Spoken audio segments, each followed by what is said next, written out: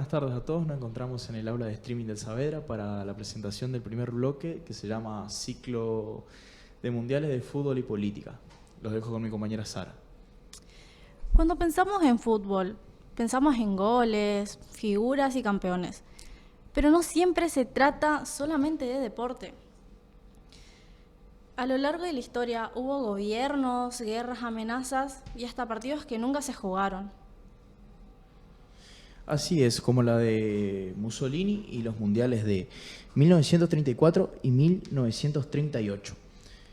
En Italia, durante la época del fascismo italiano, se jugaron estos mismos mundiales y durante los partidos hubo represiones hacia los árbitros por parte justamente del dictador a sus propios jugadores.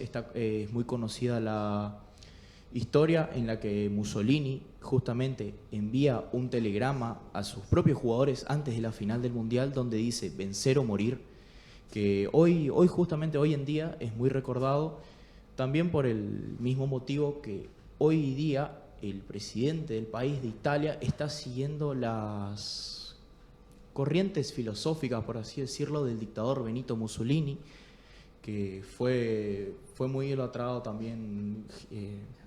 Mussolini tuvo también sus contactos con Hitler, justamente muy pegado a la ideología fascista de aquella época también, y recordamos mucho ese mundial por la represión que hubo ante todos los jugadores, a la gente. Justamente vemos la influencia, por así decirlo, nazi en los jugadores con Mussolini, que fueron obligados antes de cada partido a hacer el saludo fascista en manera de, por así decirlo, apoyo hacia el partido fascista. Eso sería el mundial que atravesó Italia. Pero si así ya te parece fuerte, lo que viene ahora es todavía increíble. Se trata de la guerra del fútbol. Y uno se pregunta, ¿un partido de fútbol puede provocar una guerra? Técnicamente no, pero acá pasó. Fue en 1969, entre Honduras y El Salvador se enfrentaron por las eliminatorias para el Mundial de México. Había un problema migratorio y económico entre ambos países. Los partidos entre partidos fueron aumentando la tensión y poco a poco comenzó un conflicto armado que pasó a la historia como la guerra del fútbol. Fue una guerra que duró 4 días, 100 horas, pero dejó miles de víctimas. Es un ejemplo de cómo el deporte puede convertirse en el escenario de problemas mucho más profundos. Ahora pasamos al mundial de 1970, que se jugó en México. Ahora se habla de una de las ganadoras, de una de las selecciones ganadoras, la cual fue Brasil, que a principio, cuando se empezó a crear el plantel que iría a visitar, que iría hacia México para jugar la Copa, que estaría al mando bajo de Joao Saldaña, un periodista deportivo, conductor de radio, que manejó mucho durante ese periodo de clasificación de fase de grupos hacia el Mundial. Él la dirigió justo antes del viaje rumbo hacia México. En Brasil estaba pasando una época de represión hacia la gente, recordando que esa selección fue campeona del mundo con figuras como Pelé, justamente ese del plantel.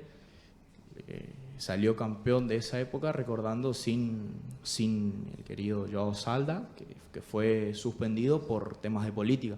Se ve cómo influye la política, incluso hasta en un cuerpo técnico de selección.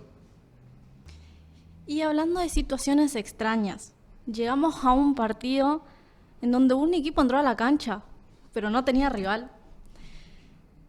Hablamos del mismísimo partido fantasma de 1973. Después del golpe militar de Pinochet en Chile, el Estadio Nacional fue utilizado como un centro de detención. La Unión Soviética, quien era el rival de Chile, se negó a jugar allí un partido decisivo rumbo al Mundial de 1974. Pero la FIFA mantuvo el encuentro. Entonces ocurrió lo increíble. Chile entró a la cancha, pero no tenía rival. Fue un partido que duró 28 segundos, donde los jugadores de Chile entraron a la cancha, hicieron unos pases y metieron un gol. El árbitro daba por terminado el partido. Fue una de las imágenes más surrealistas en la historia del fútbol. Justamente ahora nos vamos hacia otro mundial, que sería el Mundial de 1974, que dejó una historia impactante. Zaire, la actual República Democrática del Congo, estaba participando en su primera Copa del Mundo, atravesando una dictadura en su país natal, también con faltas de pago, de protesta de los jugadores contra en aquel entonces dictador.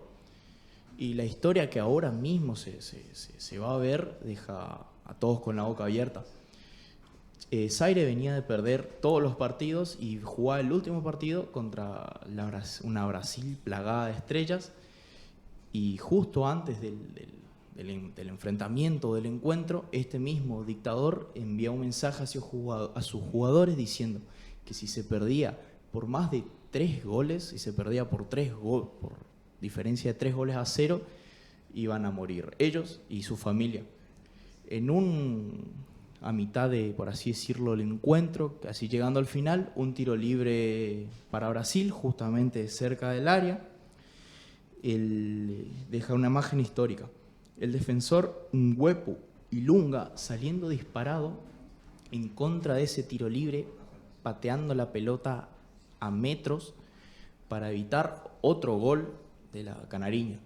El partido final habría terminado 4-1, donde 3-1 quiero decir, 3-0, donde salvado por ese mismo defensor que despejó la pelota. Hoy en día no se lo recuerda como una catástrofe. Durante años se pensó que ese mismo defensor no quería saber las reglas, pero años después se demostró que era para salvar a él, a sus compañeros y a sus familias que lo esperaban en su país natal y en su tierra. Saltamos ahora casi medio siglo en el tiempo, porque las polémicas entre el deporte y la política nunca desaparecieron, ni van a desaparecer tampoco. Hablamos de Qatar del 2022. Este mundial fue espectacular dentro de la cancha, pero afuera del estadio hubo muchas discusiones. Organizaciones de derechos humanos denunciaron problemas laborales relacionados con el trabajo de migrantes. También hubo debates con derechos de mujeres y minorías. Qatar impulsó reformas durante los años previos al torneo. Sin embargo, las críticas continuaron y el mundial quedó marcado por esa discusión. Una vez más, el fútbol demostró que muchas veces refleja temas que van mucho más allá del deporte. Desde Mussolini hasta Qatar, vimos que el fútbol puede ser mucho más que 90 minutos. Puede ser propagandas, pueden ser protestas, conflictos o incluso una herramienta de poder. Y aunque cambien las épocas, siempre aparece la misma pregunta. ¿Dónde termina el deporte? ¿Dónde empieza la política? Bueno, y ahora nos despedimos con este streaming. Gracias por acompañarnos y lo dejamos con el segundo bloque de nuestros compañeros.